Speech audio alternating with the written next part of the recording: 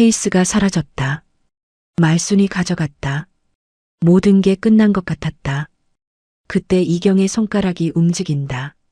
한 번, 두 번, 세 번. 침대 난간이 아니라 반대쪽 벽을 향해.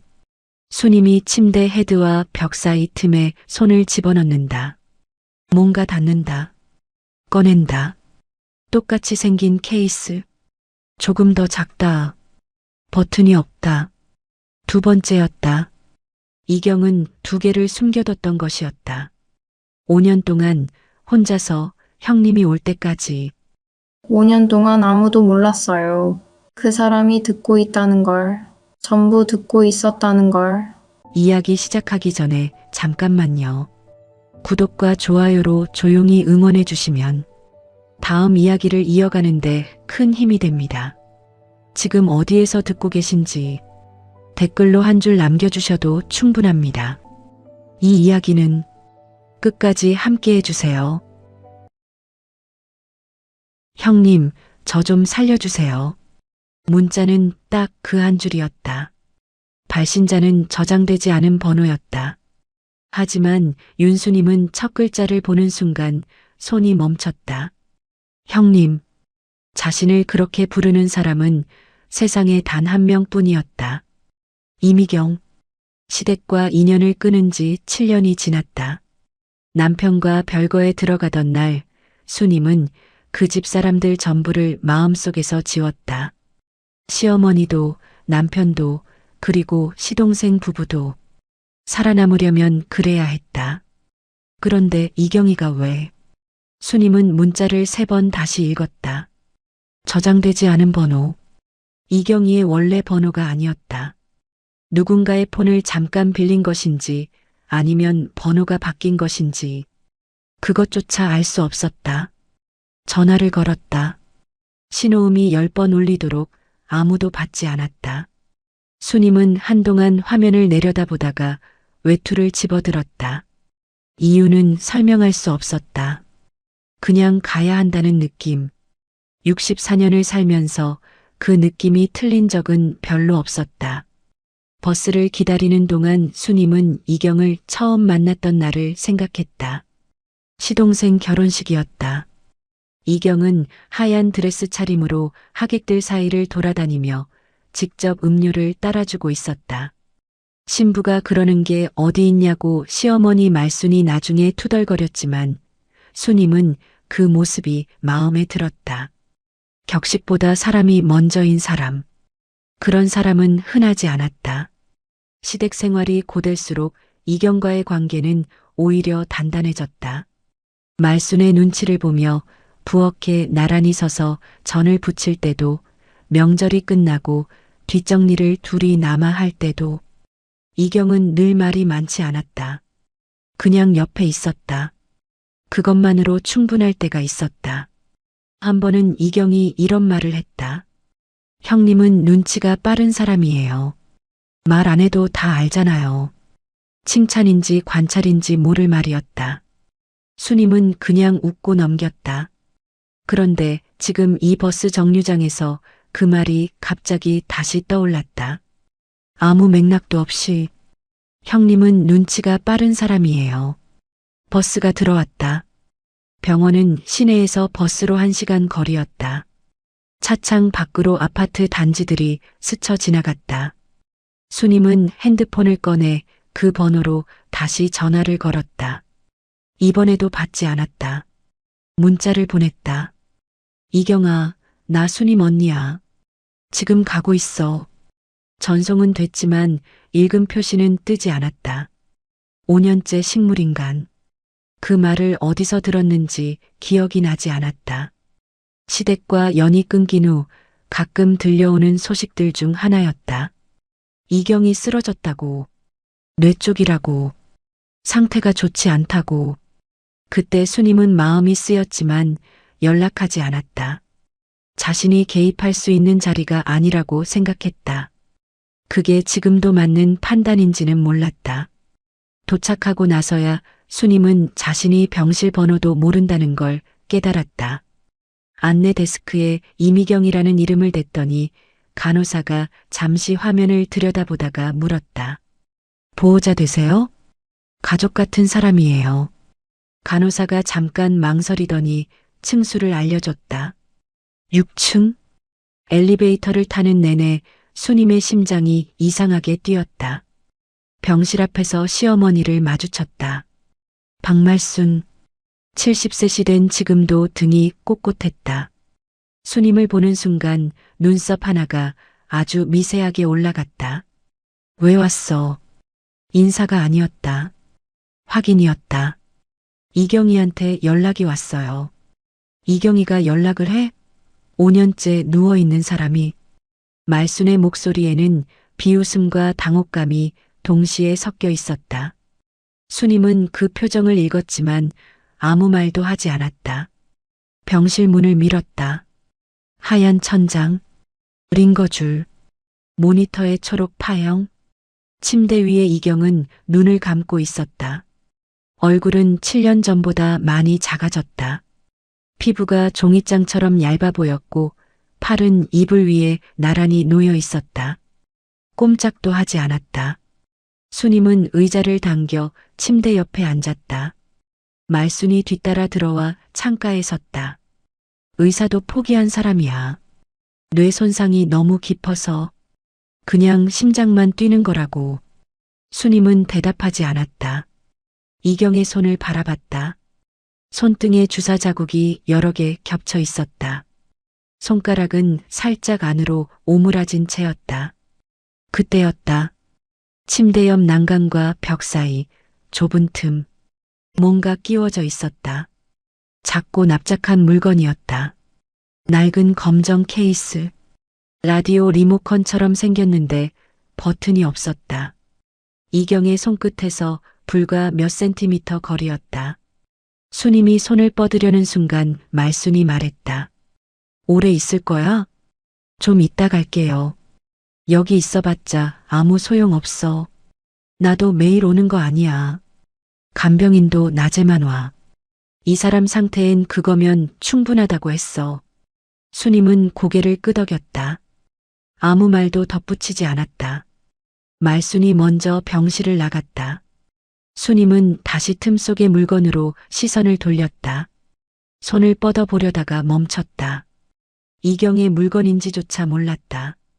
그냥 두었다. 이경의 얼굴을 다시 바라봤다. 눈은 여전히 감겨 있었다. 아무 움직임도 없었다. 그런데 이상했다.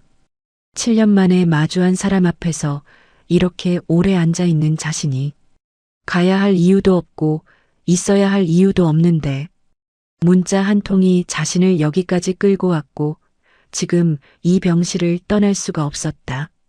형님, 저 좀 살려주세요. 이경이 정말 그 문자를 보낸 걸까? 5년째 눈을 감고 누워있는 사람이. 수님은 창밖을 바라봤다. 오후 햇살이 링거줄 위로 가늘게 걸쳐 있었다. 뭔가 설명되지 않는 거리감이 이 병실 전체에 깔려 있었다. 말순의 태도도, 텅 빈 간병인 의자도, 그리고 침대 틈의 그 물건도. 수님은 자리에서 일어나지 않았다. 수님이 다시 병원을 찾은 건 이틀 후였다. 특별한 이유는 없었다. 그냥 발이 그쪽으로 향했다. 집에 있는 동안에도 이경의 얼굴이 자꾸 떠올랐다. 눈을 감은 채 누워있던 그 얼굴이, 손끝에서 몇 센티미터 거리에 있던 그 검정 케이스가. 6층 병실 앞에 도착하니 간병인 아주머니가 복도 의자에 앉아 핸드폰을 보고 있었다. 수님이 병실 문을 밀자 간병인이 고개도 들지 않고 말했다. 보호자세요? 들어가세요. 병실 안은 조용했다. 이경은 여전히 같은 자세로 누워 있었다. 링거액이 절반쯤 줄어 있었다. 모니터 파형은 규칙적으로 오르내렸다. 수님은 의자를 당겨 앉으며 침대 틈을 슬쩍 확인했다. 검정 케이스는 그대로 있었다. 1시간쯤 지났을까? 간병인이 교대 시간이라며 나갔다. 병실에 수님 혼자 남았다. 수님은 이경의 손을 가만히 바라봤다. 아무 움직임이 없었다. 숨소리조차 거의 들리지 않을 만큼 조용했다. 그때 복도에서 발소리가 들렸다. 병실 문이 열리지는 않았다. 누군가 문 앞에서 잠깐 멈췄다가 지나가는 소리였다. 수님은 신경 쓰지 않았다. 링거줄을 봤다. 방울이 떨어지는 속도가 뭔가 빨랐다. 수님은 의료 지식이 없었다.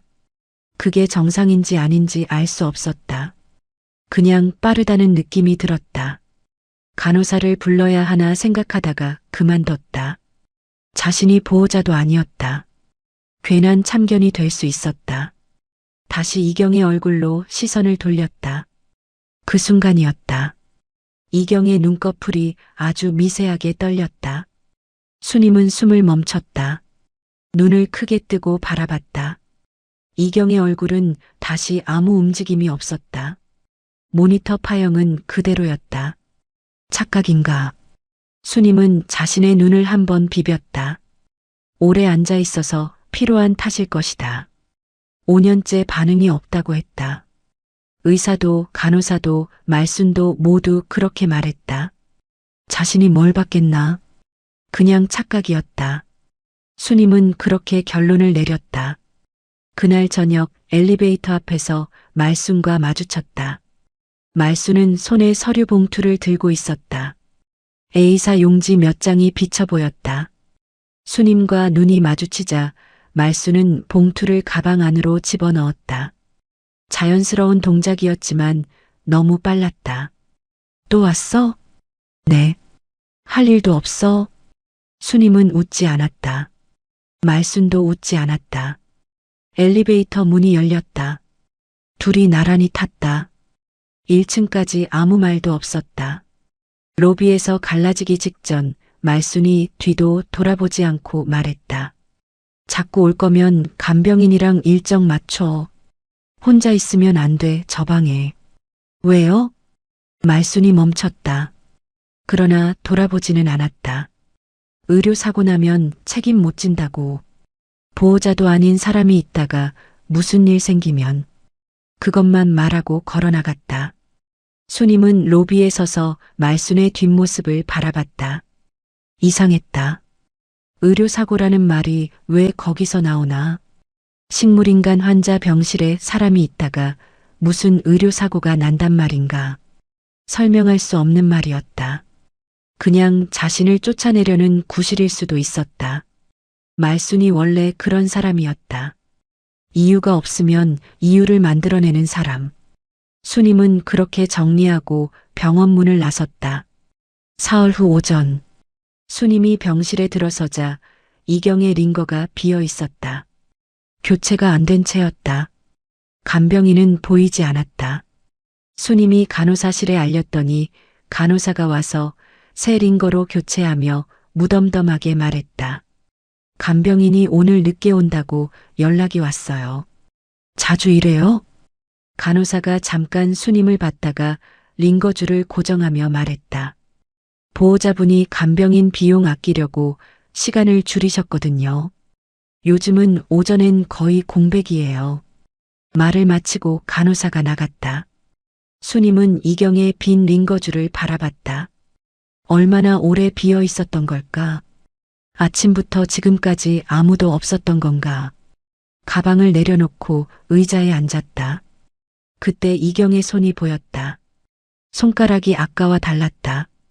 오므라졌던 손가락이 아주 조금, 정말 아주 조금 펴져 있었다. 수님이 들어오기 전에는 분명히 안으로 말려 있었다. 그걸 수님은 매번 봤기 때문에 알았다. 그리고 손끝이 침대 틈 쪽을 향해 있었다. 검정 케이스 방향으로.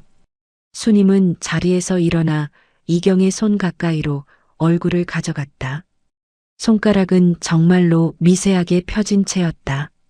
방향도 분명했다. 심장이 빠르게 뛰었다. 하지만 수님은 고개를 저었다. 근육 경련일 수 있었다. 장기간 누워 있으면 손가락이 저절로 움직이기도 한다고 어디서 들은 것 같았다.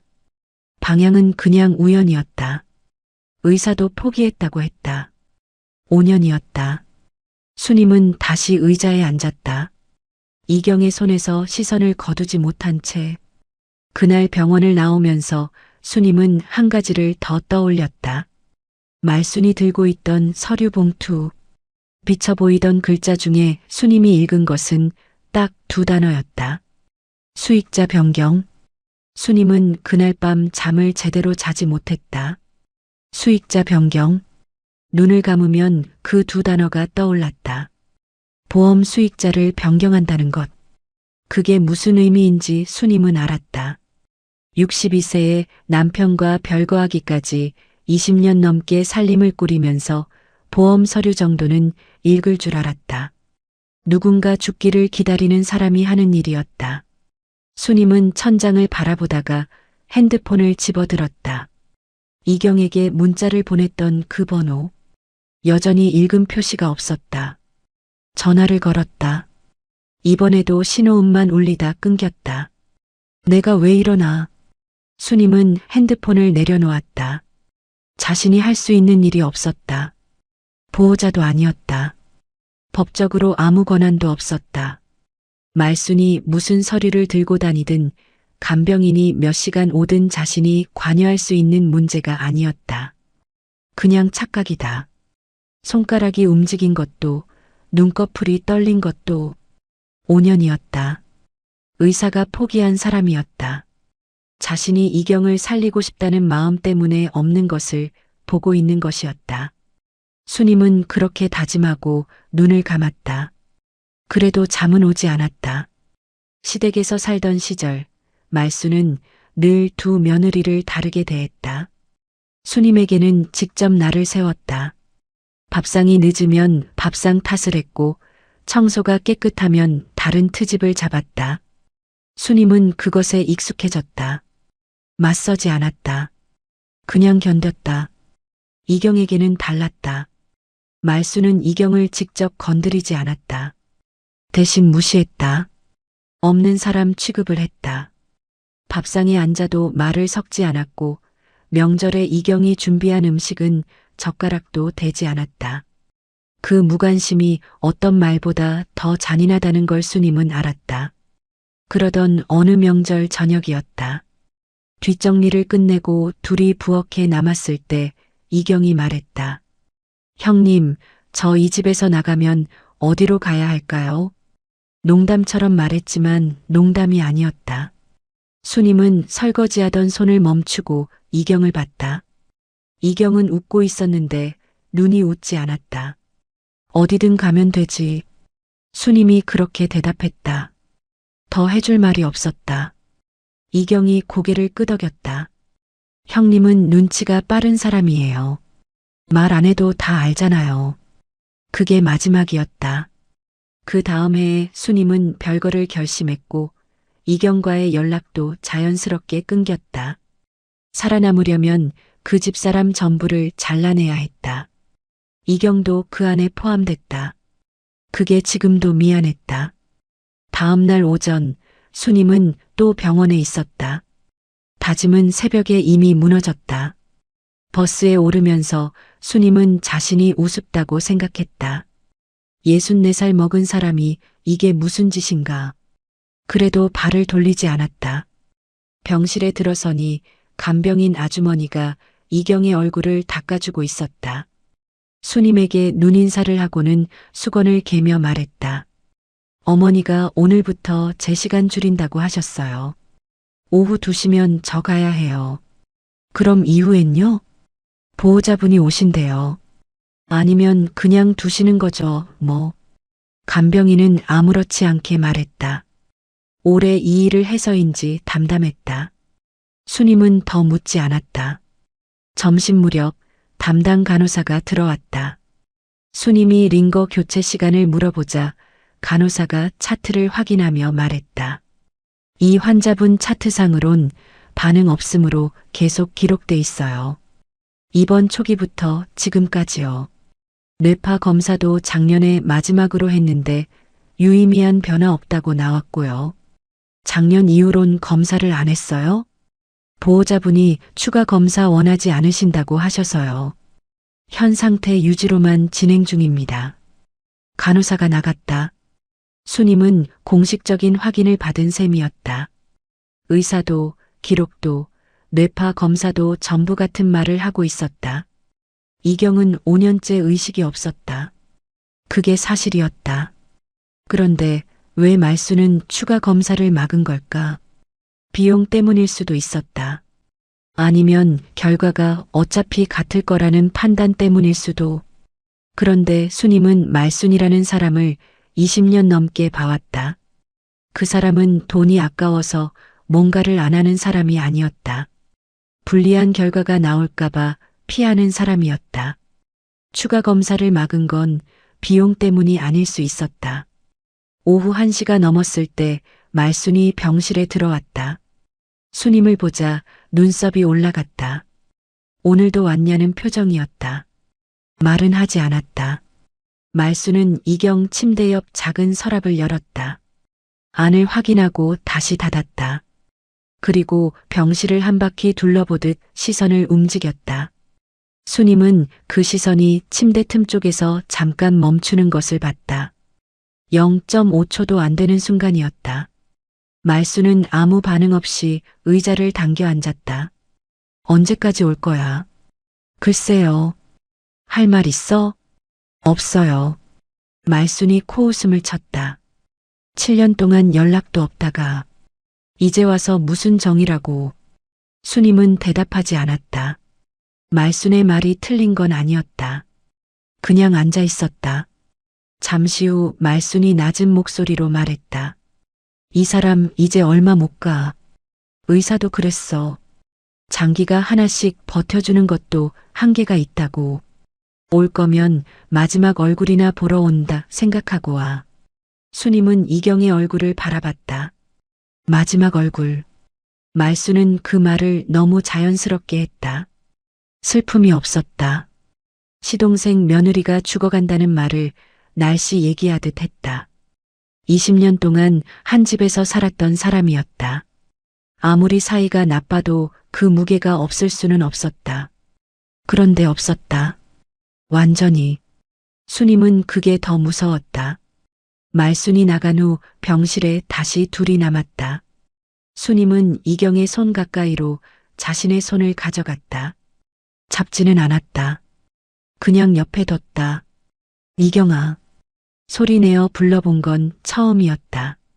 자신의 목소리가 낯설었다. 나 왜 부른 거야? 말해봐. 당연히 대답은 없었다. 모니터가 규칙적으로 울렸다. 링거 방울이 떨어졌다. 창밖에서 복도 소음이 가늘게 들렸다. 그때였다. 이경의 손가락이 움직였다. 이번엔 착각이 아니었다. 수님의 손등 위로 이경의 검지가 아주 천천히 떨리듯이 올라왔다. 닿았다가 멈췄다. 수님은 숨을 삼켰다. 손가락은 그것으로 끝이었다. 더 이상 움직이지 않았다. 모니터 수치는 변함없었다. 이경의 얼굴은 여전히 눈을 감은 채였다. 수님은 그 자리에서 굳어버렸다. 착각이 아니었다. 이번엔 분명히 느꼈다. 차갑고 가느다란 손가락이 자신의 손등을 건드렸다. 그런데 지금 이것을 누구에게 말할 수 있을까? 간호사에게 말하면 근육 경련이라고 할 것이다. 말순에게 말하면 비웃을 것이다. 아무도 믿지 않을 것이었다. 수님은 이경의 손을 내려다봤다. 다시 오므라진 채 조용했다. 억울하지만 말하지 못한다는 것이 어떤 느낌인지 지금 이 병실 안에 두 사람이 동시에 알고 있었다. 수님은 그날 이후 병원을 매일 찾았다. 이경의 손가락이 자신의 손등을 건드린 그 감촉이 지워지지 않았다. 차갑고 가느다란 그 느낌. 꿈에서도 느껴질 만큼 선명했다. 수님은 그것을 누구에게도 말하지 않았다. 말해봤자 돌아올 대답이 뻔했다. 그냥 병원에 갔다. 앉아 있었다. 이경의 손 옆에 자신의 손을 두었다. 이경은 그 이후로 아무 반응도 보이지 않았다. 사흘째 되던 날이었다. 수님이 병실에 들어서자 이경의 침대 위치가 조금 달라져 있었다. 벽 쪽으로 약간 밀린 것 같았다. 간병인이 청소하면서 옮긴 것일 수도 있었다. 수님은 의자에 앉다가 멈췄다. 침대 틈이 달랐다. 원래 침대 옆 난간과 벽 사이에 좁게 끼워져 있던 그 검정 케이스. 침대가 벽 쪽으로 밀리면서 틈이 더 좁아졌고 케이스는 더 깊이 눌린 채였다. 이제는 수님이 손을 뻗어도 닿기 어려운 위치였다. 처음 왔을 때보다 더 안쪽으로 들어간 것 같기도 했다. 수님은 잠시 그 틈을 바라보다가 고개를 들었다. 간병인에게 물어볼까 생각했지만 그만뒀다. 뭐라고 물을 것인가? 저 틈에 끼워진 게 뭐냐고. 그게 원래 거기 있던 거냐고. 그냥 앉았다. 그날 오후 늦게 병원 복도에서 마주친 사람이 있었다. 수님이 엘리베이터를 기다리는데 옆에서 누군가 멈췄다. 정장 차림의 남자였다. 60 가까이 돼 보였는데 걸음걸이가 반듯했다. 병원 관계자처럼 보였지만 환자복은 아니었다. 남자가 엘리베이터 버튼 위 층수 표시를 보다가 수님에게 물었다. 6층 2번 병동 쪽에서 오셨어요? 네. 혹시 몇 호실 쪽이세요? 수님이 병실 번호를 말하려다가 멈췄다. 낯선 사람에게 환자 정보를 말하는 게 맞는지 몰랐다. 왜요? 남자가 잠깐 시선을 내렸다가 올렸다. 아, 죄송합니다. 그냥 여쭤봤어요. 엘리베이터가 도착했다. 남자는 타지 않았다. 수님이 탔다. 문이 닫히기 직전 남자가 다시 6층 방향 복도 쪽을 바라보는 게 보였다.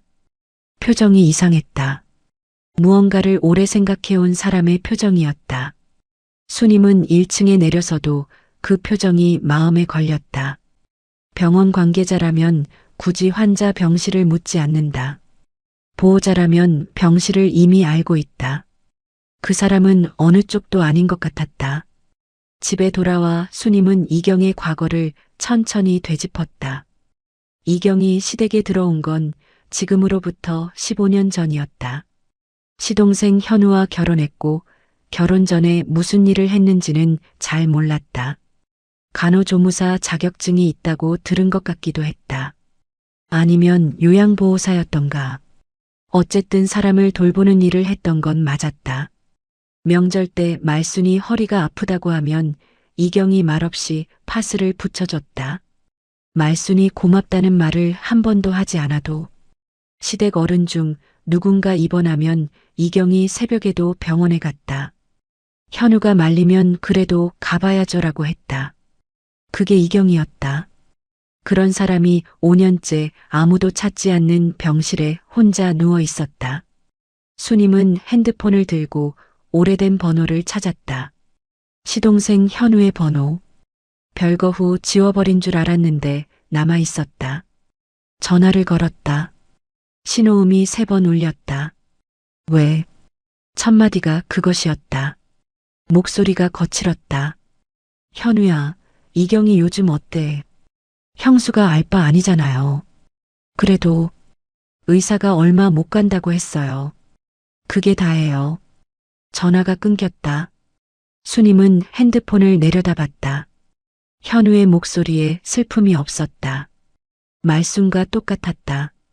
아내가 죽어가는데 목소리에 아무것도 없었다. 둘 다 그랬다. 다음 날 수님은 병실에서 처음으로 이경의 물건들을 살펴봤다.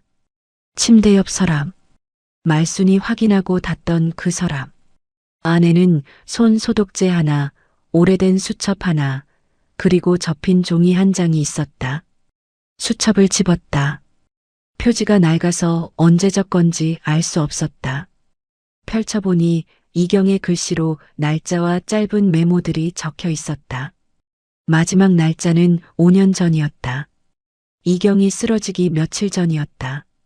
메모는 단 한 줄이었다. 선생님, 오늘도 좋아 보이셨다. 다행이다. 선생님, 이경이 누군가를 그렇게 불렀다. 시댁 어른도 아니고 직장 상사도 아닌 것 같았다. 말투가 달랐다. 오래 돌봐온 누군가를 걱정하는 말투였다. 순임은 수첩을 덮었다. 접힌 종이도 펼쳐보려다가 멈췄다. 그때 병실 문이 열렸다. 말순이었다. 서랍이 열려 있는 것을 보자 말순의 눈이 좁아졌다. 그거 왜 만져? 이경이 물건이라서요. 당신이 뭔데 남의 물건을 뒤져. 순임은 수첩을 서랍에 다시 넣었다. 접힌 종이도 손대지 않았다. 서랍을 닫았다. 말순이 서랍 쪽으로 걸어와 다시 열었다. 안을 훑어보고 닫았다. 아까보다 빠른 손놀림이었다. 뭔가를 확인한 것이었다. 순임은 그것을 봤다. 말순이 서랍에서 무언가를 찾고 있다는 것을, 그리고 아직 찾지 못했다는 것을. 병실 안이 조용해졌다. 창밖 오후 햇살이 이경의 이불 위로 비스듬히 내려앉았다. 이경은 눈을 감은 채였다. 침대 틈의 검정 케이스는 여전히 그 자리에 있었다. 말순이 끝내 확인하지 못한 채로 무언가 숨겨져 있다는 느낌이 이 방 전체에 가득했다. 그것이 무엇인지는 아직 알 수 없었다. 다만 순임은 이제 한 가지를 알았다. 말순도 찾고 있었다. 자신과 똑같이. 순임은 그날 밤 수첩의 마지막 메모를 계속 생각했다. 선생님, 오늘도 좋아 보이셨다. 다행이다. 이경이 쓰러지기 며칠 전에 쓴 글이었다. 선생님이라고 불렀다. 오래 돌봐온 사람인 것 같았다. 그런데 시댁 식구 중에 이경이 그렇게 부를 사람은 없었다. 말순도 현우도 시아버지도. 이경은 그 집 사람들을 선생님이라고 부르지 않았다. 그렇다면 외부 사람이었다. 이경이 시댁 생활을 하면서 바깥에서 누군가를 돌봤다는 뜻이었다. 간호조무사 자격증이 있다고 했던가. 개인 간병 일을 했을 수도 있었다.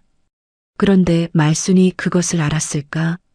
말순은 며느리가 바깥에서 무슨 일을 하는지 꿰고 있는 사람이었다. 모를 리 없었다. 알면서도 내버려뒀다면 이유가 있었다. 말순이 뭔가를 묵인할 때는 항상 자신에게 이득이 있을 때였다. 순임은 생각을 멈췄다. 너무 앞서가고 있었다. 수첩 한 줄로 이렇게까지 생각하는 자신이 이상했다. 그냥 이경이 아는 어른을 챙겼던 것일 수도 있었다. 아무 의미 없는 메모일 수도 있었다. 그래도 잠은 오지 않았다. 다음 날 아침 병원에 가니 병실 분위기가 달랐다. 간병인이 없었다. 말순도 없었다. 이경 혼자였다. 순임이 들어서자 모니터만 규칙적으로 울렸다. 순임은 의자에 앉으려다가 멈췄다. 침대 위 이경의 손 위치가 달랐다. 어제까지는 두 손이 이불 위에 나란히 놓여 있었다. 그런데 오늘은 오른손이 이불 밖으로 나와 있었다. 손끝이 침대 난간 쪽을 향한 채였다.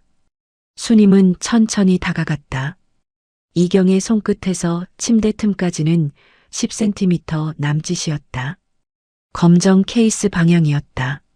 순임은 숨을 고르고 침대 틈을 들여다봤다. 케이스는 여전히 거기 있었다. 어제보다 조금 더 앞으로 나온 것 같기도 했다. 아닌 것 같기도 했다. 꺼내야 하나. 순임은 손을 뻗었다가 걷었다. 망설임이 길었다. 이경의 물건인지 확실하지 않았다. 꺼냈다가 말순이 들어오면 어떻게 설명할 것인가. 남의 병실에서 물건을 뒤지는 사람이 되는 것이었다. 그때 복도에서 발소리가 들렸다. 순임은 재빨리 의자에 앉았다.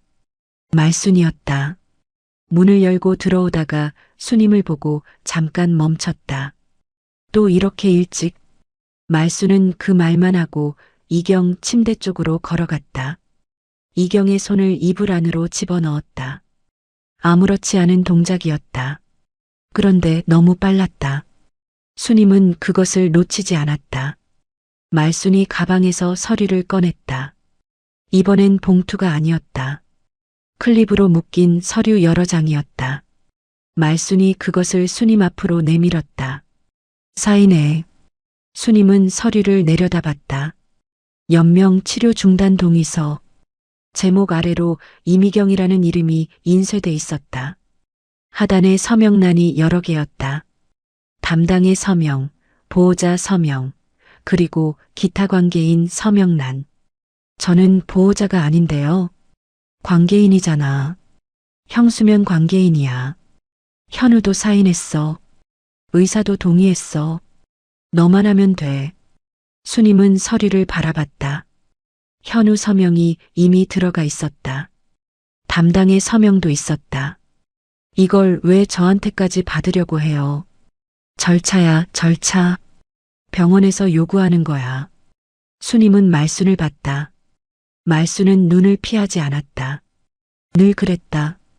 거짓말을 할 때도 눈을 똑바로 봤다. 그게 말순의 방식이었다.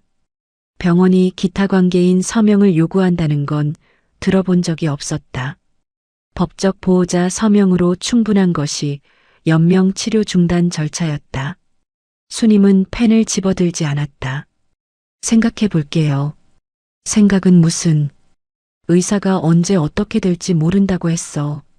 빨리 해줘야 이 사람도 편해. 이 사람도 편해. 그 말이 귀에서 맴돌았다. 5년째 방치하다가 이제 와서 편하게 해준다는 말. 링거 교체도 제때 안 하고 추가 검사도 막고 간병인 시간도 줄이다가 수님은 서류를 말순 앞으로 밀었다. 오늘은 못하겠어요. 말순의 눈이 가늘어졌다.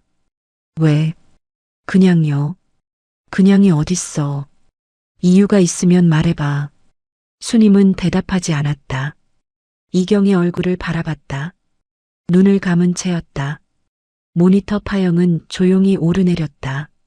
말순이 서류를 도로 집었다. 한동안 아무 말도 없었다. 그러다 낮고 평평한 목소리로 말했다. 윤수님 씨, 당신 지금 뭘 하려는 건지 모르겠는데 여기서 뭘 찾을 수 있을 것 같아? 이 사람은 5년째 아무것도 모르는 사람이야. 당신이 매일 와서 손 잡아줘도 아무것도 느끼지 못해. 그냥 심장만 뛰는 거라고. 수님은 고개를 들지 않았다. 말순이 가방을 들고 병실을 나갔다. 문이 닫혔다. 병실이 다시 조용해졌다. 수님은 오래 앉아 있었다. 서명하지 않은 것이 옳은 건지 틀린 건지 알 수 없었다. 자신이 무엇을 맡고 있는 건지도 몰랐다. 증거가 없었다. 이경이 의식이 있다는 증거도, 말순이 나쁜 의도를 가졌다는 증거도 그냥 느낌뿐이었다. 그 느낌만으로 자신이 버티고 있었다. 병원을 나서려는데 수님의 핸드폰이 울렸다. 모르는 번호였다. 받았다. 윤수님 씨 맞으시죠? 남자 목소리였다. 낮고 조심스러웠다. 누구세요? 며칠 전에 복도에서 뵌 적 있어요. 엘리베이터 앞에서요. 수님은 멈췄다. 그 남자였다. 정장 차림으로 6층 복도 방향을 바라보던. 어떻게 제 번호를. 죄송합니다. 안내 데스크에 방문자 기록이 남아있더라고요. 사정이 있어서 연락드렸어요. 무슨 사정이요? 잠깐 침묵이 흘렀다. 이미경 씨를 제가 압니다. 오래전에. 수님은 숨을 참았다. 만날 수 있을까요? 드릴 말씀이 있어요. 전화기 너머로 조용한 숨소리가 들렸다. 돌이킬 수 없는 무언가가 지금 막 시작되는 느낌이었다. 남자를 만난 건 병원 근처 조용한 카페였다. 정장 차림이었다. 가까이서 보니 50대 후반이었다. 머리카락이 반쯤 휘었고 눈가에 주름이 깊었다. 명함을 내밀었다. 수님은 받아서 내려다봤다. 강도현, 한성의료재단 이사장. 수님은 명함을 테이블 위에 내려놓았다. 이경희를 어떻게 아세요? 강도현이 커피잔을 두 손으로 감쌌다. 말을 고르는 사람의 동작이었다. 12년 전 일입니다. 제가 쓰러진 적이 있어요. 뇌혈관이었어요. 응급실에 실려갔는데 당직 의사가 늦었고 보호자도 연락이 안 됐어요. 그때 제 옆에 있던 간호조무사가 이미경 씨였습니다. 수님은 듣고 있었다. 처치가 늦었으면 저는 그날 죽었을 거예요. 이미경 씨가 담당 의사 오기 전까지 혼자서 버텨줬어요. 교과서대로 한 게 아니라 그냥 자리를 안 떠난 거예요. 손을 잡고 있었어요. 1시간 넘게. 강도연의 목소리가 낮아졌다. 그게 전부인데 그게 전부가 아니더라고요. 수님은 아무 말도 하지 않았다. 그 후로 이미경 씨가 어떻게 됐는지 수소문했는데 찾을 수가 없었어요. 결혼을 했다는 얘기만 들었고, 그러다 몇 달 전에 우리 병원 입원 환자 명단에서 이름을 봤어요. 식물인간 상태로 5년째 입원 중이라고. 강도연이 고개를 들었다. 직접 가보고 싶었는데 보호자가 외부인 면회를 막아놨더라고요. 그래서 복도에서만 서성였습니다. 수님은 명함을 다시 봤다. 한성의료재단. 이 병원의 재단이었다. 이사장이 자기 병원 환자 면회를 못한다는 게 말이 되나? 그런데 강도연은 그걸 굳이 밀어붙이지 않았다. 왜 저한테 연락하셨어요? 매일 오시더라고요. 보호자가 아닌데 매일. 그게 눈에 띄었어요. 이미경 씨 편인 사람이 있다면 당신일 것 같았어요. 편인 사람. 그 말이 이상하게 가슴에 걸렸다. 자신이 이경의 편이 맞는가? 확신도 없이 매일 와서 앉아 있는 것이 편이라고 할 수 있는가? 저한테 원하시는 게 뭐예요?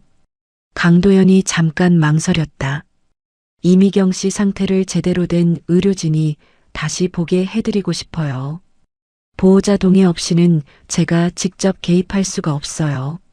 재단 이사장이라도 개별 환자 진료에 마음대로 끼어드는 건 절차 위반이라서. 보호자가 동의 안 하면요. 방법이 없어요. 법적으로는. 수님은 창밖을 봤다. 병원 건물이 보였다. 6층 창문이 저 어딘가에 있었다. 그럼 저한테 뭘 원하시는 거예요? 저도 보호자가 아닌데. 강도연이 테이블 위로 손을 모았다. 혹시 이미경 씨 병실에서 이상한 것 보신 적 없으세요? 뭐든요. 수님은 멈췄다. 침대 틈에 검정 케이스가 떠올랐다. 이경의 손가락이 그쪽을 향하던 것이, 수첩의 마지막 메모가, 말순이 서랍을 뒤지던 것이. 수님은 아무 말도 하지 않았다. 강도연이 수님의 침묵을 읽는 것 같았다. 있군요. 확실하지 않아요. 확실하지 않아도 괜찮아요. 수님은 커피잔을 내려다봤다. 식어 있었다. 처음부터 한 모금도 마시지 않았다. 카페를 나와 수님은 곧장 병원으로 올라갔다. 병실 문을 열었다. 이경은 혼자였다. 오후 간병인 교대 시간이었다. 모니터가 울리고 있었다. 수님은 들어서자마자 침대 틈을 봤다. 케이스가 없었다. 수님은 숨이 멎는 것 같았다. 틈 안을 손으로 더듬었다. 아무것도 없었다. 침대를 조금 당겨봤다. 벽 뒤쪽에도 없었다. 없어졌다. 언제 없어진 건지 알 수 없었다. 오전에 수님이 있을 때는 분명히 있었다. 서명 거부 후 말순이 나갔고 수님도 나갔고 그 사이에 누군가 가져간 것이었다. 말순이었다. 서명을 거부하자 말순이 뭔가를 직감한 것이었다. 수님이 그 케이스를 눈치채고 있다는 것을. 그래서 먼저 치운 것이었다. 수님은 이경 곁으로 다가갔다. 이경아, 케이스 가져갔어. 말순 어머니가 가져간 것 같아. 당연히 대답은 없었다. 그런데 이경의 눈가가 움직였다. 아주 미세하게. 눈꺼풀 아래에서 안구가 움직이는 것 같은 떨림이었다. 수님은 이경의 손을 잡았다. 차가웠다. 늘 차가웠다. 그런데 손가락이 수님의 손을 아주 약하게 눌렀다. 챕터 3에서처럼 한 번이 아니었다. 이번엔 2번이었다. 2번. 수님은 이경의 손을 꽉 쥐었다. 뭔가 있는 거지. 그 케이스 말고 또 있는 거지. 이경의 손이 다시 2번 눌렸다. 수님의 심장이 빠르게 뛰었다. 눈물이 나올 것 같았다. 5년이었다. 5년 동안 이 사람이 이 안에 있었던 것이었다. 아무도 몰랐다. 아무도 찾지 않았다. 그때 병실 문이 열렸다. 말순이었다. 손에 아무것도 들고 있지 않았다. 잠깐 수님과 이경의 손을 봤다. 그리고 침대 틈 쪽을 봤다. 케이스가 없어진 그 자리를. 말순의 표정이 굳었다. 나가. 어머니. 나가라고. 목소리가 달랐다. 낮고 단단했다. 수님은 자리에서 일어나지 않았다. 이경이 손이 움직여요. 근육 경련이야. 2번이에요. 규칙적으로요. 나가. 말순이 병실 문을 활짝 열었다. 복도 간호사가 이쪽을 봤다. 수님은 이경의 손을 내려놓았다. 천천히 일어섰다. 가방을 들고 병실을 나왔다. 문이 닫혔다. 복도에 서서 수님은 숨을 골랐다. 케이스는 없어졌다. 그런데 이경이 2번 눌렀다. 케이스 말고 또 있다는 것이었다. 그게 뭔지는 몰랐다. 어디 있는지도 몰랐다. 하지만 이제 수님은 알았다. 이경은 살아있었다. 5년 동안 이 안에서 살아있었다. 그리고 지금 이 순간에도 뭔가를 수님에게 알려주려 하고 있었다. 힘든 공포와 후회가 동시에 밀려왔다. 더 일찍 왔어야 했다. 훨씬 더 일찍. 수님은 복도 끝 의자에 앉아 강도연에게 전화했다. 병실에 있던 물건이 없어졌어요. 오늘 오후 사이에요. 강도연이 잠깐 침묵했다. 어떻게 생긴 물건이었어요? 작고 납작한 검정 케이스요. 버튼이 없었어요. 처음 봤을 때부터 이상하다고 생각했는데 언제부터 있었는지 아세요? 모르겠어요. 제가 처음 병실 갔을 때부터 있었으니까 적어도 몇 주는 됐을 거예요. 강도연이 낮게 말했다. 혹시 녹음기일 수 있어요? 수님은 복도 의자에서 몸이 굳었다. 소형 녹음기 중에 버튼 없이 작동하는 게 있어요. 충격 감지형이라고. 침대가 움직이거나 사람이 가까이 오면 자동으로 켜지는 방식이에요. 수님은 숨을 참았다. 이경이 그것을 침대 틈에 숨겼다면, 쓰러지기 전에 숨겨뒀다면, 아니면 의식이 돌아온 후 어떻게든 거기 밀어 넣었다면, 이경이가 준비한 거일 수 있어요. 그럴 가능성이 있어요. 그럼 그 안에 뭐가 담겨 있는지. 강도연이 말을 이었다. 보호자가 가져갔다면 이미 없앴을 수도 있어요. 시간이 없어요, 윤수님 씨. 수님은 자리에서 일어났다. 병실로 돌아가는 건 무리였다. 말순이 있었다. 지금 들어가면 쫓겨나는 게 전부였다. 수님은 복도를 천천히 걸으며 생각했다. 말순이 케이스를 가져갔다면 어디에 뒀을까? 병실 안 어딘가에 숨겼을까? 아니면 이미 가방에 넣고 나갈 준비를 하고 있을까? 그때 병실 문이 열렸다. 말순이 나왔다. 가방을 어깨에 걸고 있었다. 수님을 보자 눈이 가늘어졌다. 아직도 있어? 잠깐만요, 어머니. 할 말 없어. 말순이 엘리베이터 쪽으로 걸어갔다. 수님은 따라가지 않았다. 병실 문이 닫혀 있었다. 이경 혼자였다. 수님은 병실 안으로 들어갔다. 이경의 얼굴을 봤다. 눈을 감은 채였다. 모니터가 울렸다. 수님은 침대 주변을 살폈다. 서랍을 열었다. 수첩, 손 소독제, 접힌 종이. 케이스는 없었다. 침대 아래를 들여다봤다. 없었다. 창틀도 확인했다. 없었다. 말순이 가져간 것이 맞았다. 수님은 이경 곁에 앉았다. 손을 잡았다. 케이스 없어졌어. 어머니가 가져간 것 같아. 이경의 손이 움직이지 않았다. 다른 거 있어? 이경아, 내가 준비한 게 그것뿐이야? 아무 반응이 없었다. 수님은 고개를 숙였다. 눈물이 나올 것 같았다.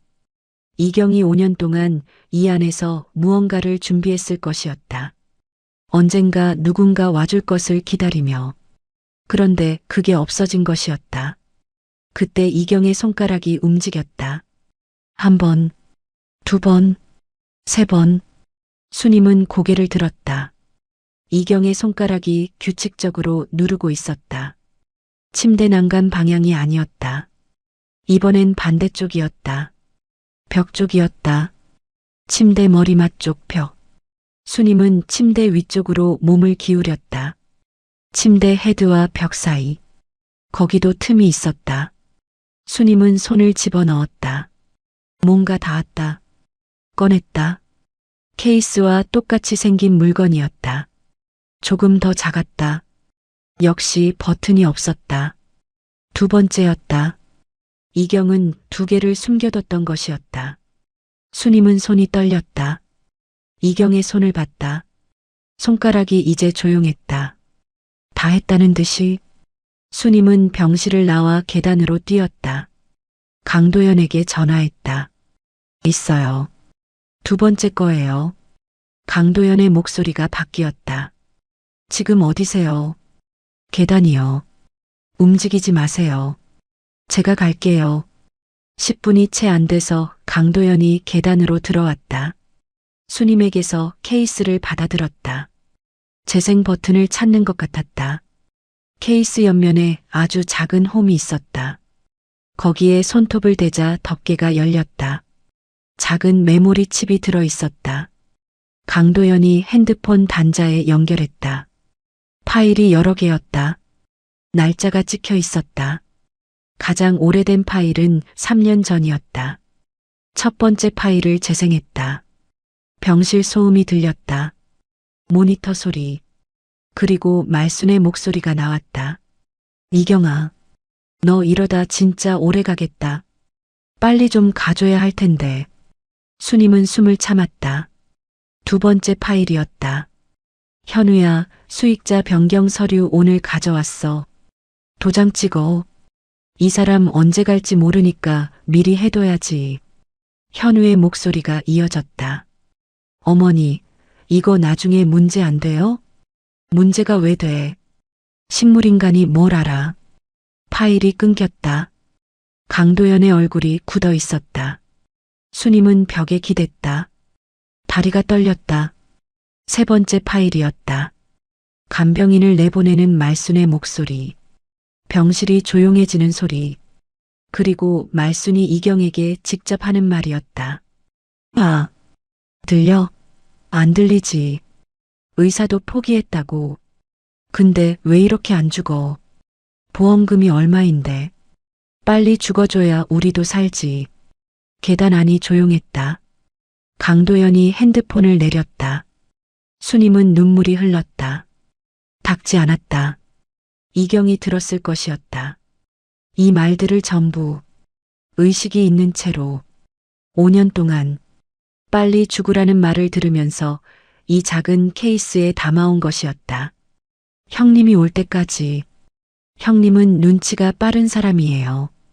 그래서 자신을 부른 것이었다. 강도연이 핸드폰을 주머니에 넣었다. 목소리가 흔들렸다. 이미경 씨가 저를 살렸어요. 12년 전에. 그때 제가 살아서 이사장이 됐는데 그가 잠깐 멈췄다. 그 사람이 이 병원에서 이러고 있는 동안 저는 아무것도 몰랐어요. 수님은 아무 말도 하지 않았다. 강도연이 고개를 들었다. 눈이 붉었다. 경찰에 넘기겠습니다. 오늘 바로요. 그리고 이미경 씨 진료는 제가 직접 챙기겠습니다. 최선의 의료진으로요. 수님은 고개를 끄덕였다. 계단벽 너머 어딘가에서 모니터 소리가 가늘게 들렸다.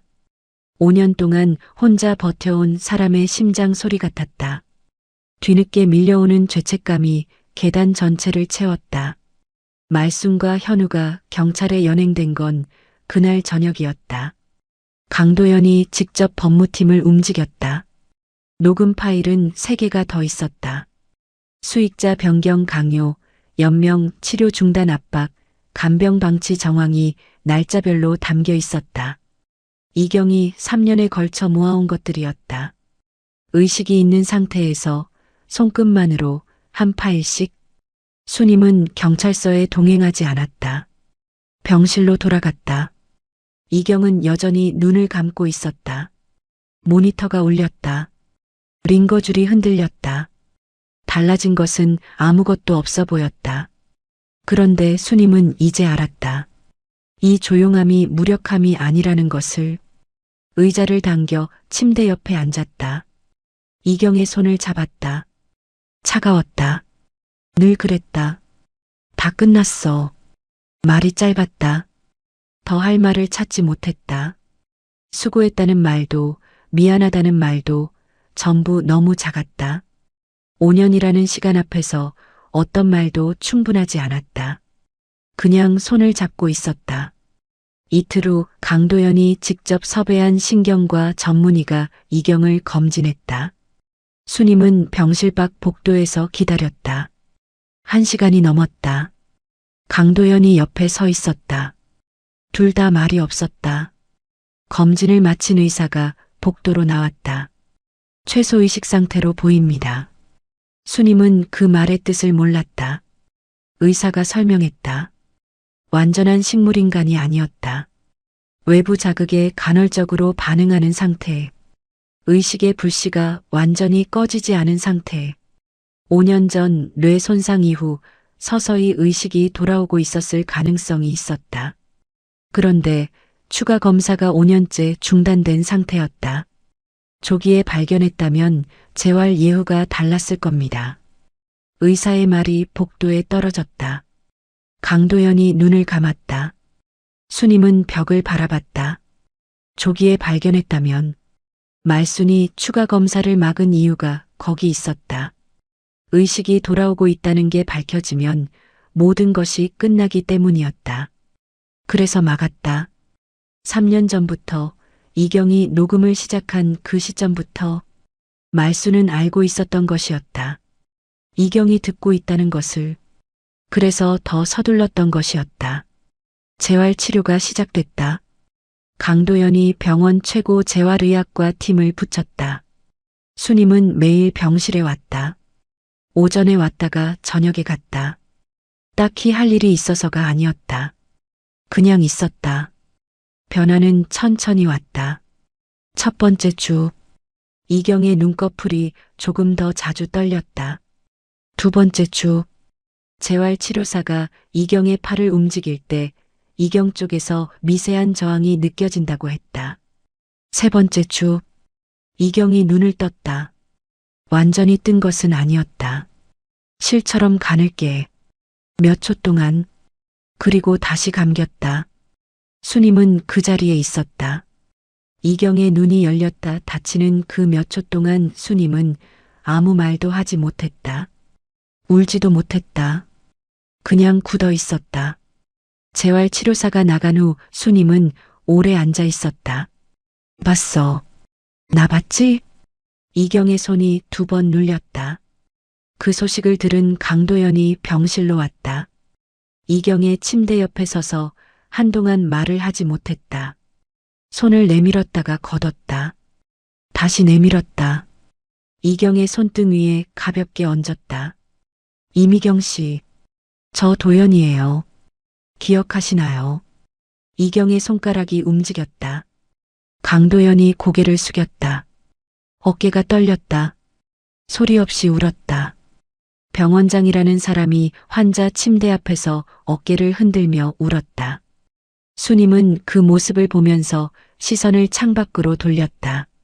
12년 전 이경이 손을 잡아줬던 사람이었다. 그 손이 지금 이 침대 위에 있었다.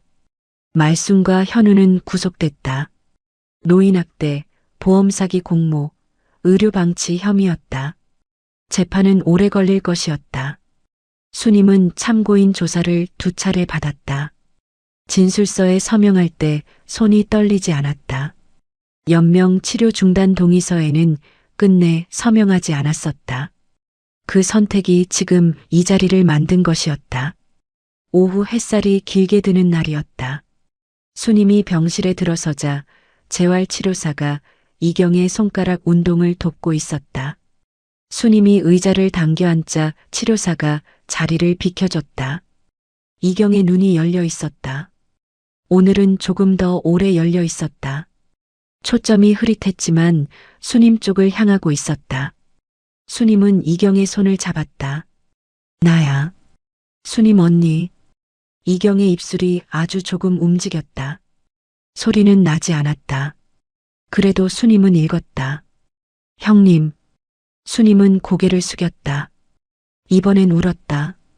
소리 없이 이경의 손을 두 손으로 감싸고 7년이었다. 자신이 그 집을 떠나면서 이경을 두고 나온 게 7년이었다. 이경이 홀로 그 집에 남아있는 동안 자신은 살아남는다는 이유로 연락을 끊었다. 미안하다는 말이 나오지 않았다. 그 두 글자가 이 7년을 담기엔 너무 작았다.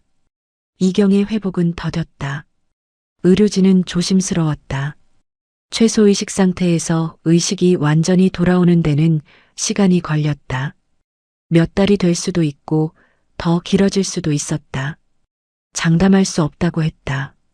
수님은 그 말을 듣고 고개를 끄덕였다. 기다리면 됐다. 지금 당장 다 회복되지 않아도 됐다. 5년을 기다린 사람이었다. 그것에 비하면 몇 달은 아무것도 아니었다. 매일 왔다. 손을 잡았다. 읽어주기도 했다. 신문 기사, 날씨, 바깥 풍경. 이경이 좋아했던 것들을 기억해서 말해줬다. 봄이 오면 같이 창문 너머 벚꽃을 볼 수 있을 것이라고 했다. 이경의 손이 두 번 눌렸다. 그날 저녁 병원을 나서면서 수님은 잠깐 멈췄다. 형님은 눈치가 빠른 사람이에요. 처음에 그 말이 떠올랐을 때 수님은 그냥 흘려들었다. 그런데 이경은 그 말을 믿고 있었던 것이었다. 7년이 지나도 5년을 혼자 버텨도 형님이 오면 알아챌 거라고. 그래서 문자를 보낸 것이었다. 형님, 저 좀 살려주세요. 수님은 병원 입구를 나섰다. 저녁 바람이 차가웠다. 외투 단추를 채우면서 하늘을 올려다봤다. 완전한 화해는 아직 멀었다. 이경의 말소리를 듣는 것도 같이 밥 한 끼 먹는 것도 전부 나중의 일이었다. 지금 수님이 할 수 있는 건 매일 오는 것뿐이었다. 그것이 수님이 지금 할 수 있는 가장 무거운 책임이었다. 내일도 올 것이었다. 그것으로 충분했다. 지금은